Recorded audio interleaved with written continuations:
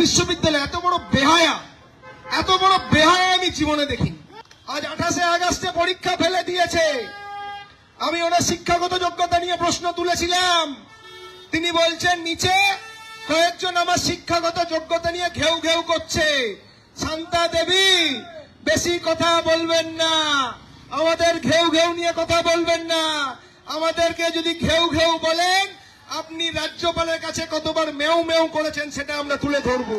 কয় ঘন্টায় 28 আগস্টের পরে জবাব দেব, ইঞ্চিতে ইঞ্চিতে বুঝে নেব।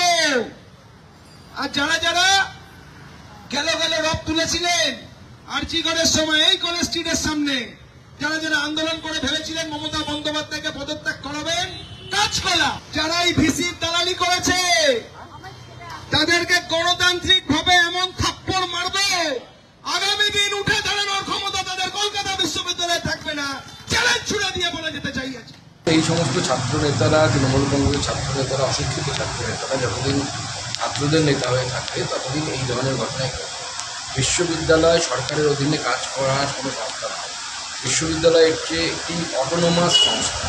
তার সিন্ডিকেট আছে, তার বোর্ড থাকে, তার ইসি থাকে, এক একটা বিশ্ববিদ্যালয় এক এক রকম থাকে। কলকাতা বিশ্ববিদ্যালয়ের সিন্ডিকেট সিদ্ধান্ত নিয়েছে যে ওই দিনই পরীক্ষা হবে।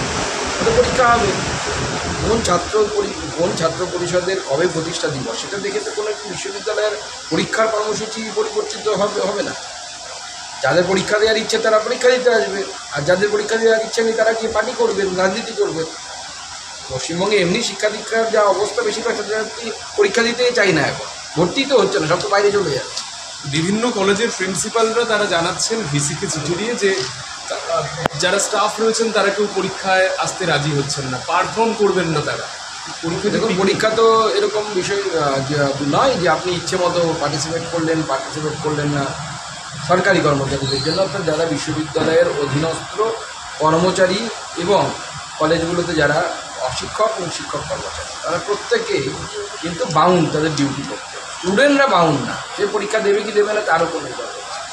তো স্টুডেন্টদের হাতে ছাড়ুন না, ওই দিন পরীক্ষা হয় কি হয় না। আপনাদের যদি এতই ছাত্র সংগঠনের উপর যদি জোর থাকে, এতই ছাত্র সংগঠনের উপর যদি বিশ্বাস থাকে আপনাদের নিজেদের ছাত্র সংগঠনের উপরে, তাহলে আপনার ছাত্রছাত্রীরা আসবে না পরীক্ষা দিতে।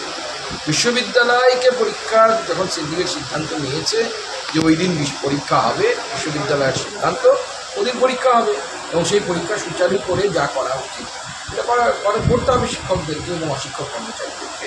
যদি না করে তাহলে বিশ্ববিদ্যালয়ের নিয়ম অনুসারে তাদেরকে শোকজ করা থেকে যা করার দায়িত্ব আছে করবে। দেখুন, নির্ভর করবে হচ্ছে যে আপনি জহুরি একজন জহরকে চিনতে পারে, একজন একটা পাথর হিরে না পাথর সেটা চেনার ক্ষমতা জহুরি থাকে। তৃণমূল কংগ্রেসের কাছ থেকে সেটা আপনারা আশা করতে পারেন। আপনারা তো শুনেছেন রতনে রতন চেনে, পরের লাইনটা বললাম না, পরের লাইনটা দেখুন।